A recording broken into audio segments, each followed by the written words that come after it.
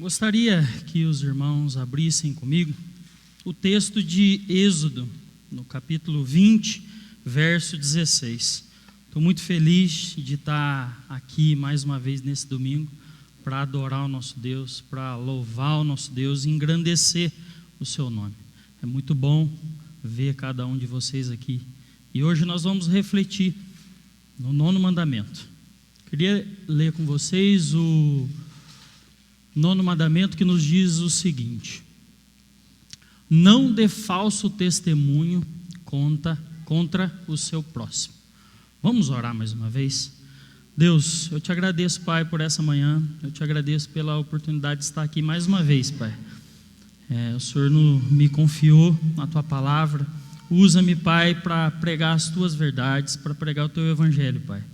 A tua palavra e o teu evangelho nos transforma, que nós possamos ouvir a tua palavra e sermos transformados por ela, em nome de Jesus, amém.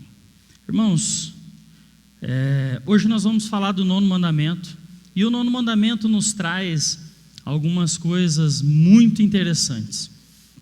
Às vezes a gente nos pega desapercebido e às vezes passamos por alguns pontos da nossa vida em que nós não prestamos atenção em algumas coisas. E eu queria refletir com vocês sobre a vida de um homem chamado Richard Philip. Na história de prisões, Richard Philip foi o homem que ficou mais tempo preso de forma injusta. Em 1972, ele foi condenado em Detroit, nos Estados Unidos. Ele foi acusado de matar Gregory Harris. E todo esse processo foi baseado em testemunho de Fred Mitchell. Fred afirmou ter visto Philip na cena do crime. E durante o julgamento não houve nenhuma evidência física, não houve nenhuma prova de DNA ou coisa do tipo que provasse que Philip estivesse no crime. A única forma de provar que ele estava lá foi o testemunho e as palavras de Mitchell. O resultado do testemunho de Fred Mitchell levou Richard Phillips à condenação, à prisão perpétua. Richard Phillips passaria o resto da sua vida na prisão. O testemunho de Gregory Harris causou 40 anos de prisão contínuas a Richard. Depois de 40 anos preso, Richard, não contente com a sua condenação injusta, ele resolveu escrever uma carta para uma clínica de inocentes da Universidade de Michigan, nos Estados Unidos. E a clínica descobriu, depois de muito tempo e muita investigação, que Fred Mitchell havia mentido em seu testemunho. Descobriram também que o outro parceiro que estava participando do crime, o co-réu Phillips Palomo, admitiu que Phillips não havia participado do crime. A partir dessa nova informação, o processo foi aberto novamente e as investigações começaram a se detalhar novamente, baseados nesse novo depoimento. Em 2017, um juiz determinou que Philip merecia um novo julgamento devido às novas evidências do caso. Em março de 2018, após 45 anos de prisão, Richard Phillips foi solto. Ele estabeleceu um recorde de pessoa encarcerada injustamente por maior tempo nos Estados Unidos e quase no mundo. Nós vemos, irmãos, que Phillips foi condenado injustamente por uma construção, por uma mentira, por uma calúnia que foi feita contra ele. Hoje, nos dias de hoje, Richard Phillips, ele vive como artista e ele faz pinturas. E esse talento ele desenvolveu na prisão durante seus 45 anos preso. E o estado de Michigan deu uma quantia muito alta para tentar amenizar a destruição e a injustiça que foi causada na sua vida. Houve uma falha no sistema judiciário americano. Um homem foi condenado à prisão perpétua e permaneceu por 45 anos preso por uma falsa testemunha. E o caso de Richard Phillips, irmãos, ele ilustra claramente a violação do 9º mandamento. O falso testemunho, irmãos, e a falsa veracidade têm consequências profundas na nossa vida. Não apenas em nossas vidas, mas também na vida das pessoas envolvidas. Por quê? Porque muitas vezes essas mentiras que contamos, essas fofocas ou exposições desnecessárias podem privar alguém de uma vida normal.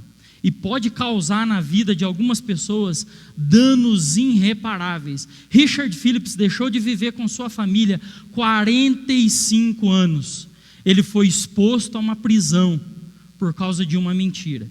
E hoje, irmãos, eu quero refletir com vocês a história de um homem muito simples.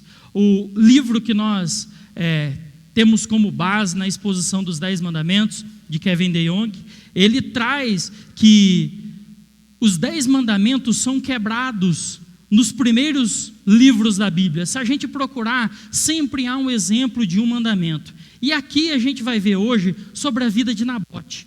Nabote era um homem simples, que tinha uma vida de agricultura simples, mas foi tomado por uma mentira, e foi tomado por uma tragédia gigantesca, e ele pagou um preço muito caro por isso. Queria ler com vocês 1 Reis, capítulo 21, de versos 1 a 7, para que a gente possa entender o que aconteceu com Nabote.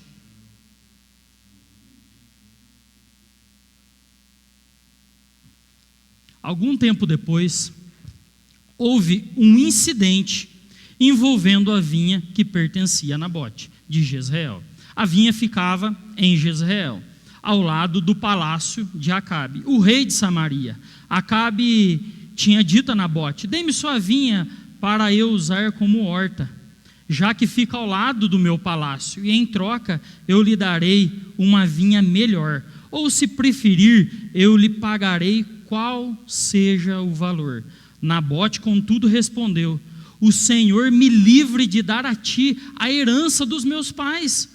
Então Acabe foi para casa, aborrecido e indignado, porque Nabote de Jezreel lhe dissera: não te darei a herança dos meus pais. Deitou-se na cama, virou o rosto para a parede e recusou-se a comer. Sua mulher Jezabel entrou e lhe perguntou: por que você está tão aborrecido? Por que você não come? Ele respondeu-lhe: porque eu disse a Nabote de Jezreel: venda-me a sua vinha, ou se preferir, eu lhe darei outra vinha em outro lugar. Mas ele disse: não te darei a minha vinha. Disse Jezabel, sua mulher: é assim que você age como rei de Israel? Levante-se e coma. Anime-se, conseguirei a vinha de Nabote de Jezreel. Irmãos, quando nós observamos aqui, nós vemos que há um problema entre Nabote, entre o rei Acabe e a sua esposa. Um problema gigantesco que poderia ter sido resolvido de várias maneiras, sem recorrer à mentira, sem recorrer à desonestidade. Nabote, ele possuía uma vinha preciosa, que era a herança dos seus pais. E o rei Acabe desejava adquirir essa terra para criar hortas. Quando Nabote se recusa a vender a vinha ao rei, ele ficou abatido. Sua esposa Jezabel notou a sua tristeza e, ao invés de buscar uma solução justa, honesta, ela decidiu que conseguiria a terra a qualquer custo. Hoje, irmãos, nós vamos refletir sobre o que Deus desejava de Jezabel, como ela deveria ter se portado naquele momento e o que Ele espera de nós nos dias de hoje com esse mandamento. Porque nós somos chamados a testemunhar as verdades do Evangelho, nós somos chamados a testemunhar as verdades do nosso povo e não mentiras. Desde o início da série dos 10 mandamentos, nós temos falado sobre a importância de 2 pontos na vida: de não sermos nem legalistas e nem antinomitas. Por quê? Nós temos falado que os legalistas além da lei estabelecida, eles procuram colocar mais coisas sobre a lei. Eles procuram fazer aquilo se transformar em um fardo muito mais pesado. E a gente vê isso quando a gente olha para os fariseus e para os escribas na Bíblia. E a gente vê isso acontecendo nos dias de hoje em muitos lugares. Por outro lado, essas pessoas que são designadas como antinomistas, essas pessoas desprezam a lei de Deus.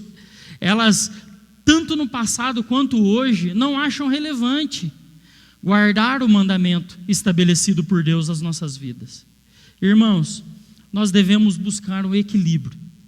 Nós não podemos ser como o povo judeu, como a gente viu no último sermão que eu expus, que no dia do descanso, eles não cozinham, porque eles vão quebrar o mandamento, ou eles não usam um elevador e apertam um botão, porque eles vão quebrar o mandamento e tem um elevador que sobe e desce. Não, a lei não é isso, a lei é muito mais do que isso. Nós não podemos nos desviar para nenhum extremo, nós não podemos extrapolar o limite da realidade. Nós precisamos seguir os padrões bíblicos que Deus estabeleceu a nós. Nós devemos usar a lei de Deus de maneira legítima em nossas vidas. O apóstolo Paulo, ele nos ensina sobre isso quando nós olhamos para 1 Timóteo, capítulo 1, de verso 8. Ele fala que nós sabemos, porém, que a lei é boa. A lei é boa se alguém se utiliza da lei de modo legítimo. Então, irmãos, diante desse pequeno contexto, dessa pequena introdução, eu vou iniciar a exposição do texto dividido em 3 partes. A gente vai iniciar entendendo como nós temos que testemunhar, o que nós temos testemunhado com a nossa vida. O segundo ponto é o que temos gerado com o nosso testemunho. Na vida de Nabote, custou muito caro.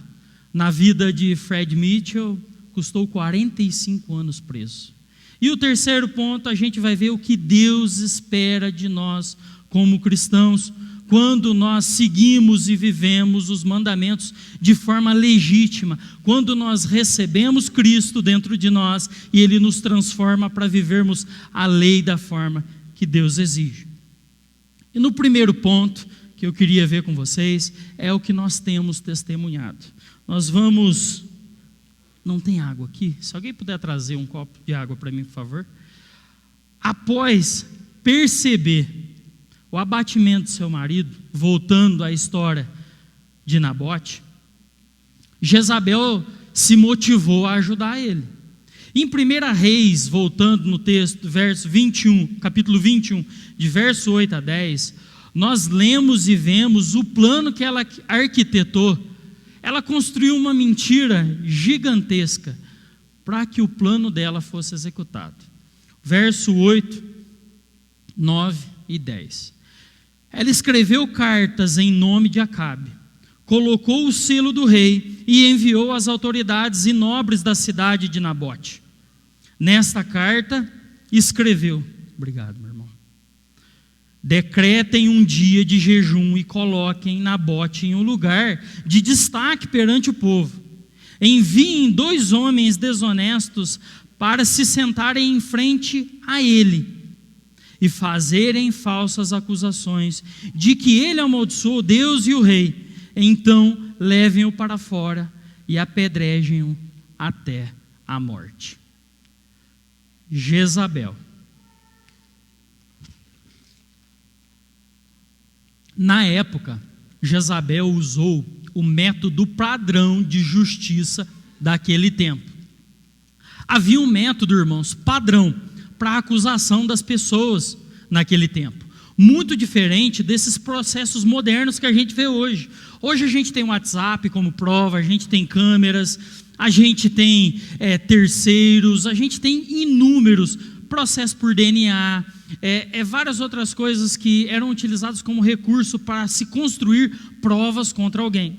Mas naquela época o processo era bem arcaico e ele seguia da seguinte forma. Deuteronômio capítulo 19, verso 15, nos mostra que como as denúncias deveriam ser tratadas.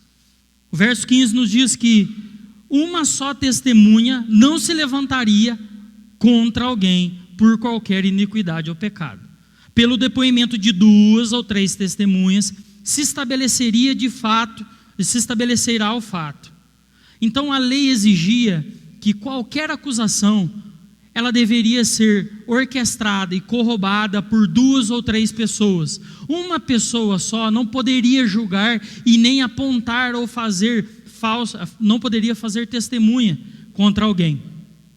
Isso garantia naquela época uma maior confiabilidade no processo de justiça daquele tempo.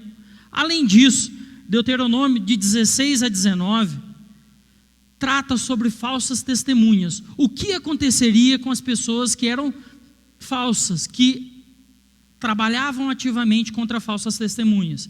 O texto fala que se fosse provado que uma testemunha era falsa e estava dando falsa testemunha, ela deveria sofrer a mesma pena que pretendia impor ao acusado. Essa medida, irmãos, ela visava diminuir o desejo da pessoa de causar a falsa testemunha. Por quê? Porque a pessoa poderia receber a acusação que ela estava causando. Havia também um outro meio de segurança na época, é que a pessoa que fazia a falsa testemunha também era a primeira a começar a julgar, a apedrejar aquela pessoa. A pena que aquela pessoa levaria, a pessoa que fez a testemunha, ela deveria começar. Porque se caso ela se arrependesse, naquele momento ela causasse a falsa testemunha, ali também era um momento em que ela poderia parar ali. Então existiam métodos bem simples, mas eficazes para a época.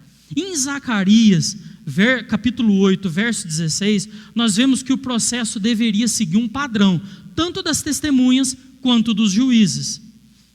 Zacarias 8,16 fala que isto é o que vocês devem fazer: falem a verdade uns aos outros, façam nos tribunais julgamentos que sejam verdadeiros e que tragam paz. Então essa era a forma que deveria acontecer o julgamento. Então quando a gente olha para a história, nós vemos que Jezabel distorceu de forma fraudulenta o método padrão estabelecido no Antigo Testamento. Esse método foi criado, irmãos, para assegurar justiça àquelas pessoas, a verdade e a imparcialidade nos processos legais da época.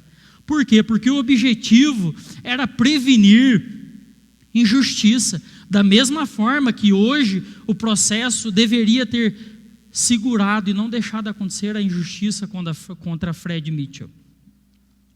E nós vemos, irmãos, que a injustiça chegou a Nabote. O plano de Jezabel foi executado. No caso de Jezabel, ela manipulou o sistema inteiro. Ela conseguiu falsas testemunhas e ela conseguiu com que os juízes também fizessem a sua vontade. Ela reuniu falsas testemunhas. Ela reuniu o juiz para fazer a falsa acusação infundada contra Nabote. E planejou e executou um ato de maldade premeditado. Irmãos, a motivação dela, de Jezabel, naquele momento, era garantir que a terra que o seu marido desejava adquirir fosse conquistada a qualquer custo.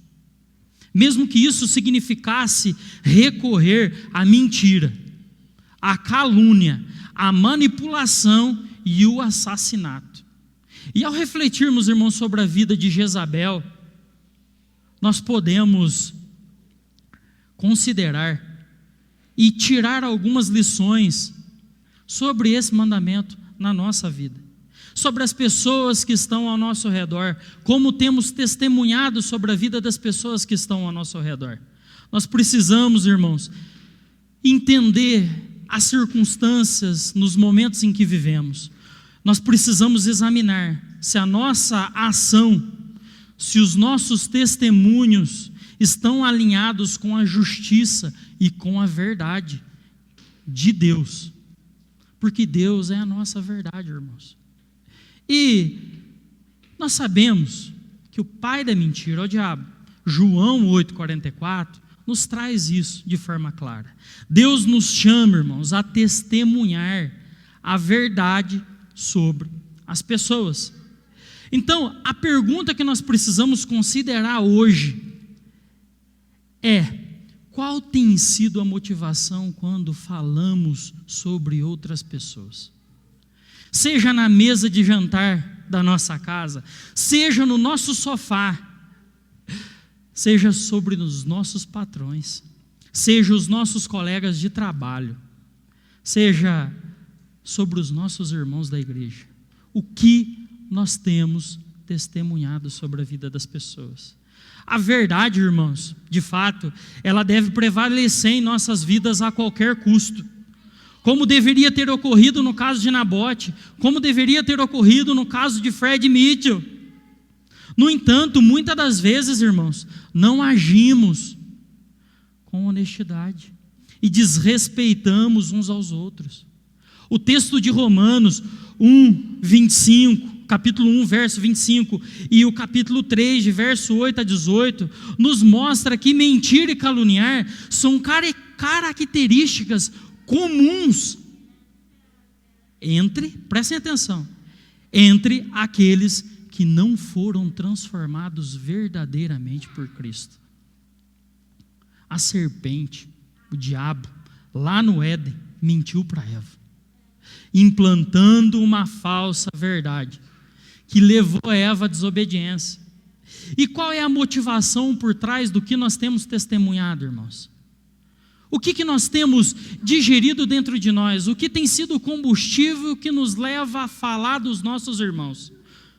Quando nós espalhamos falsa notícia, quando nós fazemos fofoca, alguns pontos bem simples para a gente entender alguns momentos que nós podemos espalhar notícias falsas. Quando nós repassamos fofocas e informações não confirmadas, quando nós não temos certeza de algo e nós falamos, não apenas estamos violando o 9º mandamento, irmãos, mas também estamos contribuindo para um ciclo de destruição e injustiça na vida das pessoas. A prática de espalhar mentiras, sem considerar a veracidade daquilo que a gente está falando, pode destruir a reputação de uma pessoa. A gente muitas das vezes não tem a noção do que a gente está fazendo e causar danos irreparáveis. Pensa no caso de Richard Phillips, cuja vida dele foi destruída por mentiras injustas. Nós somos chamados, irmãos, a refletir sobre o impacto real das nossas palavras e como elas podem perpetuar um ciclo danoso na vida das pessoas. Muitas pessoas que são caluniadas e têm mentiras produzidas por si, muitas dessas pessoas, elas muitas vezes têm que se afastar da sociedade, porque aquilo corroeu a sua integridade, e muitas das vezes aquilo nem verdade é. Outra coisa é quando nós manipulamos pessoas e informações para o nosso benefício próprio. Nós mentimos sobre a presença dos nossos filhos na escola. Às vezes nós não acordamos no tempo suficiente e falamos que o nosso filho estava com febre e por isso não foi para a escola. Nós falsificamos o atestado médico, nós distorcemos a verdade em negociações. Domingo passado foi falado sobre isso. Nós não estamos apenas quebrando uma regra, irmãos, nós estamos corrompendo o tecido moral da nossa vida. Percebem? É muito mais profundo do que simples palavras, e muitas das vezes da vida das pessoas que estão ao nosso redor. Essas pequenas mentiras, irmãos, e manipulações, elas parecem aparentemente ser inofensivas, e elas acumulam-se e minam a nossa integridade. Elas desestabilizam as nossas relações entre pessoas, e elas afetam diretamente como nós cristãos testemunhamos a vida e a verdade. E outro ponto é como quando ficamos em silêncio ou falamos demais. A gente tem essas duas linhas que são interessantes. A exposição de informação privada, irmãos, mesmo que ela seja verdade, mesmo que o irmão realmente cometeu aquele ato errado, ou mesmo que aquele fato de fato aconteceu na vida deles, aquilo pode ferir profundamente ele se for exposto. Quando nós compartilhamos como preocupação pelo irmão, ou quando nós pedimos uma oração, quando nós vamos visitar um irmão e falamos do outro, ou quando nós não temos discernimento e sentamos numa roda e contamos o problema do irmão, expomos ele para os outros, nós podemos violar a privacidade daquele irmão. Mesmo que aquilo seja verdade, nós não podemos expor aquilo em público, nós não devemos. Por quê? Nós não podemos ser movidos por desejos de nos sentir importantes no meio em que nós estamos fofocando da vida dos outros. Ou nós não podemos sentir necessários em uma roda. Nós não podemos fazer isso. Então, por isso, nós buscamos um assunto e falamos da vida do outro. Seja verdade ou seja mentira, nós não temos o direito de fazer isso, irmãos. O nosso desafio hoje, como servos de Deus, é manter a confidencialidade e o respeito. Nós precisamos alinhar, irmãos, as nossas ações com os princípios de amor e de compaixão que Cristo nos ensinou. E quando nós agimos assim, irmãos, isso traz resultados. Isso é fato. Muitas vezes devastadores. De novo, Richard Phillips ficou 45 anos preso injustamente. Nabote foi morto por causa de uma mentira. Richard Phillips perdeu metade de sua vida, no mínimo, por uma pessoa maldosa, sem princípios e sem escrúpulos. A falta do senso moral fez com que as pessoas que vimos aqui até agora agissem dessa forma. E veremos o preço disso no segundo ponto. E o segundo ponto que nós vamos ver hoje é o que temos gerado com o nosso testemunho. Vamos continuar lendo o texto de 1 Reis, capítulo 21, de verso 11 a 16.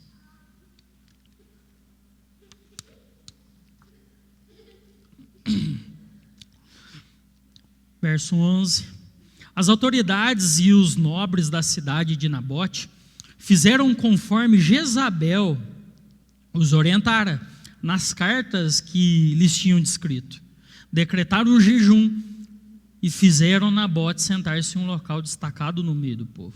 Então 2 homens vadios vieram e se sentaram em frente dele e o acusaram diante do povo, dizendo: Nabote amaldiçoou tanto a Deus quanto ao rei. Por isso o levaram para fora da cidade e o apedrejaram até a morte. Então mandaram informar a Jezabel: Nabote foi apedrejado e está morto. Assim que Jezabel soube que Nabote tinha sido apedrejado até a morte, disse a Acabe: levante-se e tome posse da vinha de Nabote, de Jezreel, que recusou-se a vender-lhe. Ele não está mais vivo, está morto. Quando Acabe ouviu que Nabote estava morto, levantou-se e foi tomar posse da vinha. Irmãos, de forma cruel, eles foram e tomaram posse da terra. Falso testemunho, irmãos, resultou na morte de Nabote. Para o rei, olhando para esse texto, parecia sorte, pois a mentira e a calúnia deram certo. Jezabel pensou consigo mesma: finalmente nós temos a vinha que queríamos para fazer a nossa horta. O meio pelo qual conseguiram o que desejava não importava. Eles conseguiram o que queriam. O que importava era o resultado. Para Nabote e Richard, suas vidas foram destruídas. Por causa de uma fofoca e de uma mentira, o seu direito de viver em comunidade foi retirado. E o convívio com seus familiares, amigos e colegas foi severamente comprometido. Irmãos, aí fica uma pergunta. Estou com frio aqui em cima, viu? Vou te falar, rapaz. Estou tremendo. Será que estamos verdadeiramente conscientes do mal que estamos causando quando mentimos? e o quão caro pagaremos pela nossa mentira. A história se desenrola, nós não vamos ver ela, mas eu vou resumir. O profeta Elias profetizou sobre a vida de Nabote, como ele e sua esposa morreriam. Como Acabe e Jezabel morreriam. Acabe foi morto em batalha. E Jezabel foi jogada pela janela do palácio, pisoteada pelos cavaleiros e devorada pelos cães. Essa é a realidade da mentira na vida das pessoas que praticam. Irmãos, quantas vezes agimos sabendo que estamos violando o mandamento de Deus? Quantas das vezes nós temos consciência de que nós estamos quebrando o mandamento dado por Deus a nós? O mandamento que nos edifica, o mandamento que nos traz alicerce para viver uma vida boa em comunidade. Para o nosso Deus encarnado, irmãos, a mentira e a calúnia custaram a cruz. Era o plano perfeito de Deus que Jesus fosse crucificado, mas o preço foi a calúnia e a mentira também. Não foi a verdade, foi a mentira. Mateus, capítulo 26, de versos 59 a 61, não vamos ler, revela que os chefes dos sacerdotes e todo o sinédrio procuravam falsas acusações contra Jesus. Obrigado, irmão. Eles procuravam insistentemente encontrar algo para desfazer a verdade que Jesus estava pregando. E eu quero ler com vocês, sim, o capítulo 26 de Mateus, do verso 62 a 68, para nós vermos também esse plano sendo concretizado.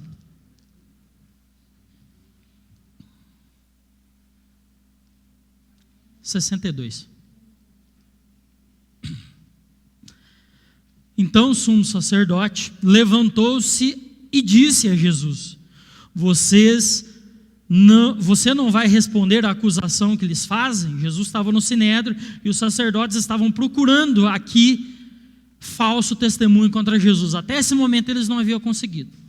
Mas Jesus permaneceu em silêncio. O sumo sacerdote lhe disse: eu exijo que você jure pelo Deus vivo, se você é o Cristo, Filho de Deus, diga-nos. Tu mesmo o disse, respondeu Jesus. Mas eu digo a todos vós, chegará o dia em que vereis o Filho do Homem sentado à direita do Poderoso e vindo sobre as nuvens do céu. Foi quando o sumo sacerdote rasgou suas próprias vestes e disse: aqui eles conseguiram aquilo que eles queriam. Blasfemou. Porque precisamos de mais testemunhas? Vocês acabaram de ouvir a blasfêmia. O que acham? Perguntou eles. É réu de morte, respondeu o povo. Então, alguns lhe cuspiram no rosto e lhes deram murros. Outros lhe davam tapas e diziam: profetize-nos, Cristo, quem foi que lhes bateu? Irmãos, nossas atitudes mentirosas, as nossas atitudes fraudulentas quando nos afastamos de Deus, elas têm consequências reais e profundas. A falta de amor ao desobedecermos a este mandamento, ele não apenas fere as pessoas ao nosso redor, mas também trouxe consequências terríveis a Jesus de Nazaré, o nosso sumo sacerdote. Quando espalhamos falsas notícias sobre outras pessoas, raramente paramos para pensar e refletir sobre o impacto na vida delas.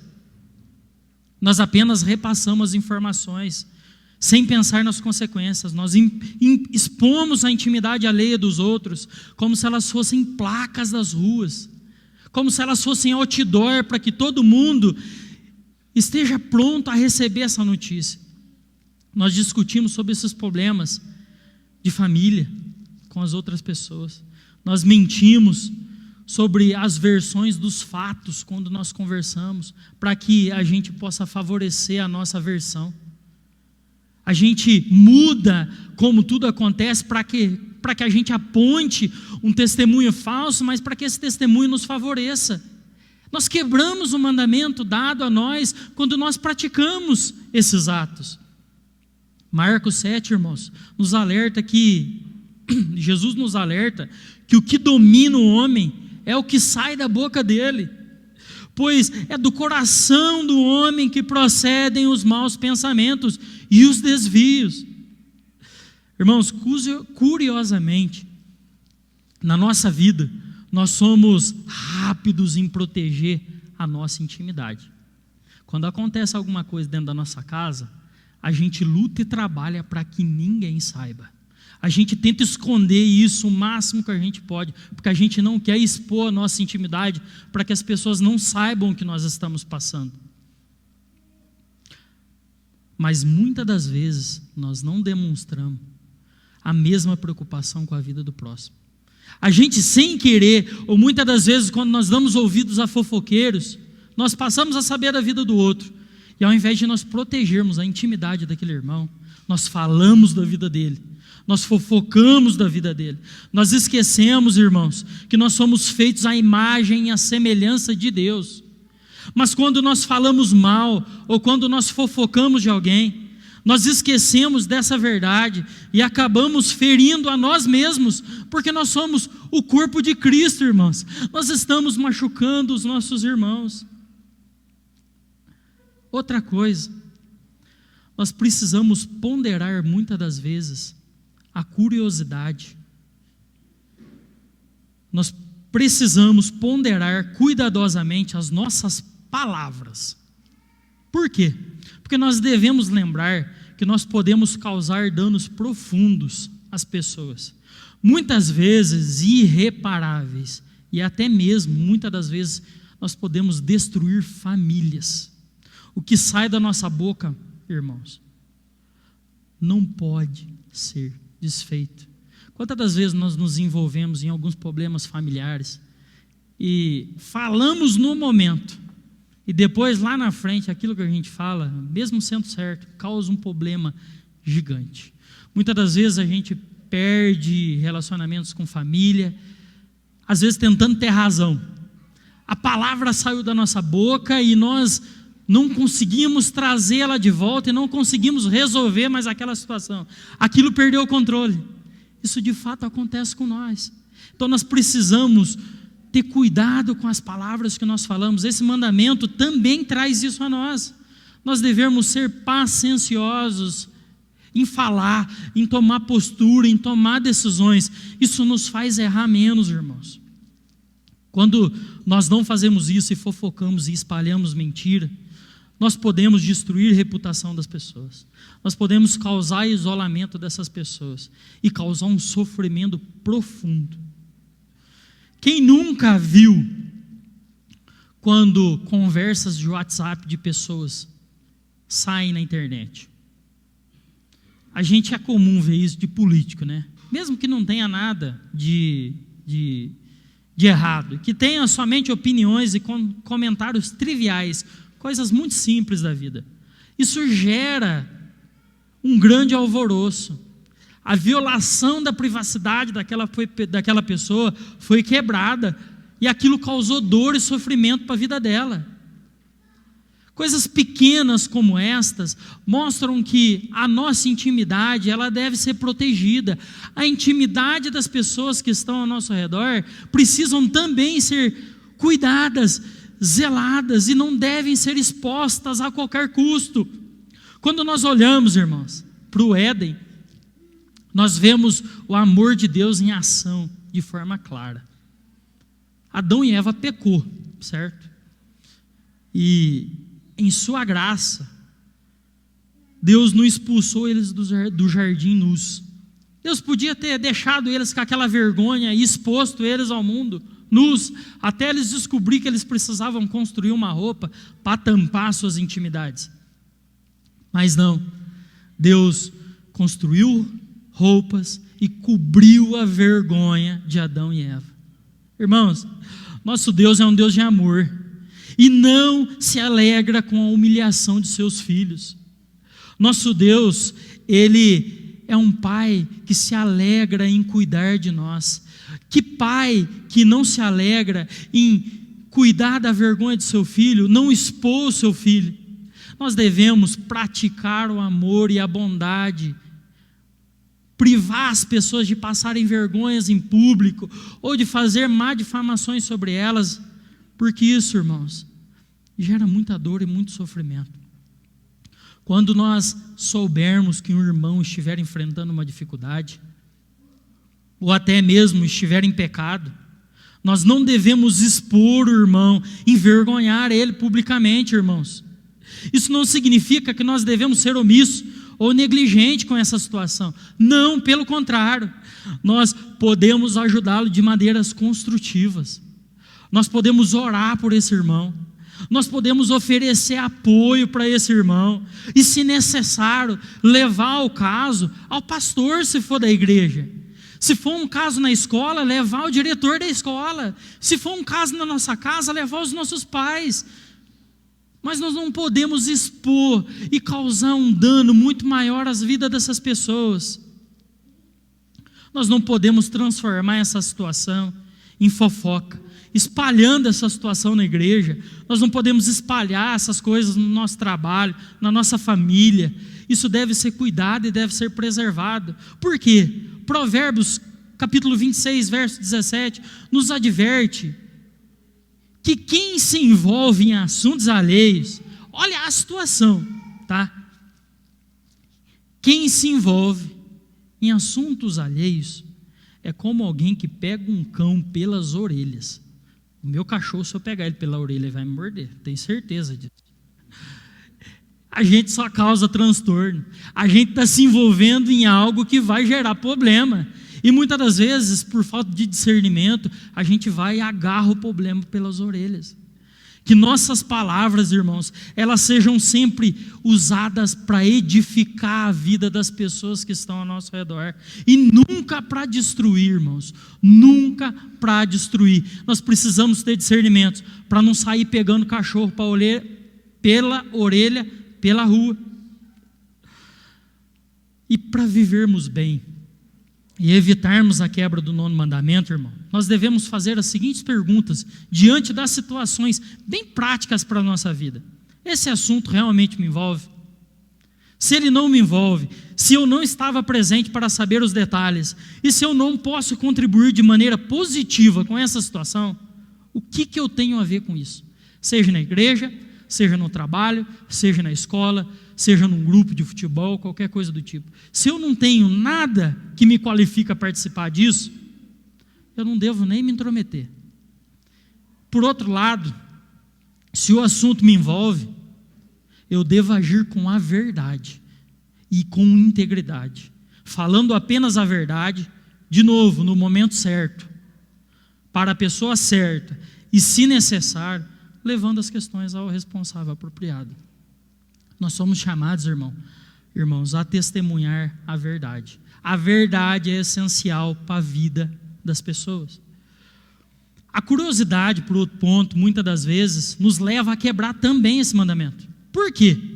Os curiosos são complicados. Nós não devemos nos envolver muito com pessoas que falam demais, irmãos. Pessoas que falam demais, fofocam da vida dos outros. Só que Deus nos chama a corrigir essas pessoas. Deus nos chama, quando alguém fofoca da vida de outra pessoa a nós, a dizer para essa pessoa que ela está em pecado e que ela não deve fazer isso. Nós precisamos corrigir essas pessoas em amor. Nós precisamos alertá-la que ela está quebrando o mandamento. Mas, se essas pessoas não estiverem dispostas a mudar, a Bíblia nos chama a nos afastarmos dela. Porque o falso testemunho, irmãos, é pecado. Nós precisamos ter consciência que quando nós damos ouvido a pessoas que falam mal da vida dos outros, elas estão pecando, e quando nós participamos, nós também estamos pecando. Mas, irmãos, para entrarmos no nosso terceiro ponto, o que temos? Nós temos uma esperança de que nos chama a testemunhar as verdades. Nós temos uma esperança que nos motiva. Nós temos um motivo para testemunhar as coisas boas da vida dos nossos irmãos. Jesus Cristo. Jesus Cristo, que foi crucificado por causa de uma mentira, nos concedeu sua graça. E não uma graça simplesmente para dizer, não. A graça de Cristo, ela nos faz nos despir do nosso pecado, do nosso velho homem. Cristo nos vira do avesso. Ele nos capacita a viver uma vida que glorifica a Deus, pautada na verdade. Ele nos chama a sermos testemunhas fiéis da verdade e da sua justiça. E com isso nós entramos no nosso terceiro e último ponto, que nos faz a seguinte pergunta: o que Deus espera de nós? O que Deus deseja que nós testemunhemos? Paulo, em Efésios 4, capítulo 4, de versos 20 a 25, nos traz o que Deus espera de nós, daqueles que despiram-se do velho homem por Cristo e hoje vivem um padrão de vida. Todavia, não foi assim que vocês aprenderam de Cristo. De fato, vocês ouviram falar dele, e nele foram ensinados de acordo com a verdade que está em Jesus. Quanto à antiga maneira de viver, vocês foram ensinados a despir-se do velho homem, que se corrompe por desejos enganosos, a serem renovados no modo de pensar e revestir-se do novo homem, criado para ser semelhante a Deus em justiça e em santidade, provenientes da verdade. Portanto, cada um de vocês devem abandonar a mentira e falar a verdade ao seu próximo, pois todos somos membros de um novo corpo. Irmãos, o nono mandamento, também segundo o Catecismo de Heidelberg, ele traz um entendimento de como nós devemos ou não viver.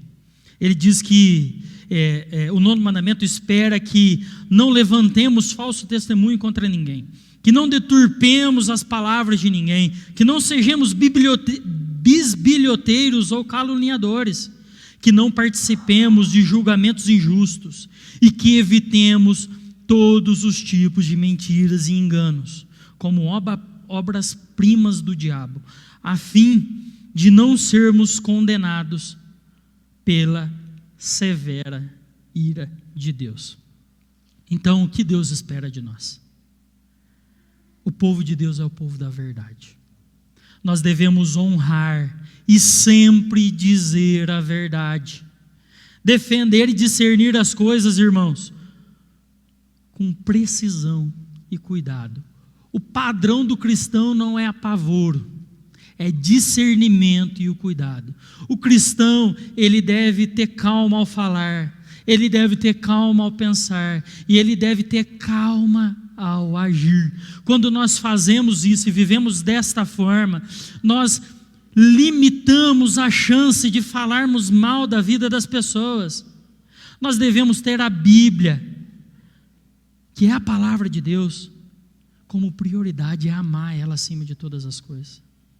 Ela é a verdade sem mistura e sem erro. Quando nós baseamos a nossa vida na palavra de Deus, nós vamos viver uma vida justa. E ela é o único padrão para as nossas vidas. Nós devemos nos apegar a essa verdade, irmãos. Essa verdade, mesmo que o mundo inteiro nos diga que ela não é a verdade. E mesmo que o mundo inteiro a odeie, e mesmo que essa onda de dizer que a Bíblia está desatualizada pare sobre a nossa vida, não. A Bíblia é única e suficiente sobre nós. Independente do tempo, independente da época, Cristo nos chama a viver dessa forma. Nós somos um povo da verdade por uma única razão: nosso Jesus é verdadeiro. Irmãos, quando Cristo se aproxima de nós e estabelece um relacionamento, nós estabelecemos um relacionamento genuíno com Ele, somos transformados, somos libertos do pecado, da mentira, da fofoca e de toda forma de falsidade. João 1,17, nós vemos que a graça e a verdade vieram por meio de Jesus, não foi por meio de outro caminho. E mais adiante ele fala que Jesus declara que nós devemos ser santificados na verdade, pois a palavra de Deus é a verdade. Quando Deus verdadeiramente nos encontra, irmãos, é nesse momento que conhecemos a verdade de Deus. Nós conhecemos a sua plenitude e experimentamos a liberdade de viver uma vida verdadeira que Ele nos oferece. Quando nós contemplamos a sua glória, irmãos, nós percebemos que a sua verdade, ela é inseparável da graça. A verdade de Deus, irmãos, ela nos liberta, ela nos transforma e ela nos renova. Então nós, portanto, irmãos, nós devemos dedicar todo o nosso tempo, toda a nossa vida e nossa energia para compartilhar as verdades das pessoas que estão ao nosso redor. Esse mandamento nos chama a viver isso. Deus, Ele é a nossa única esperança. Cristo é o nosso único Salvador e a nossa única fonte de justiça e de verdade. Que as nossas palavras e as nossas ações sempre testemunhem a verdade de um Deus vivo e verdadeiro. Que nós tenhamos Cristo, irmãos, como fonte e inspiração para todas as nossas palavras. Todas as nossas palavras. Permitindo que o nosso falar seja um bálsamo para as almas das pessoas que estão ao nosso redor. Que nossas palavras sejam cuidadosamente escolhidas, cheias de sabedoria, de graça e de verdade, irmãos. Elas devem refletir o amor e a compaixão de Cristo. Que aprendamos a falar, irmãos, menos, mas com mais profundidade e discernimento. Que nós possamos evitar palavras vãs e prejudiciais sobre a vida das pessoas. Que sejamos criteriosos e sensíveis, cuidando para não expor e nem ferir a intimidade daqueles que nos cercam. Que através de nossas palavras nós possamos construir e encorajar e edificar, sempre preservando e honrando a dignidade das pessoas e confiando na palavra delas.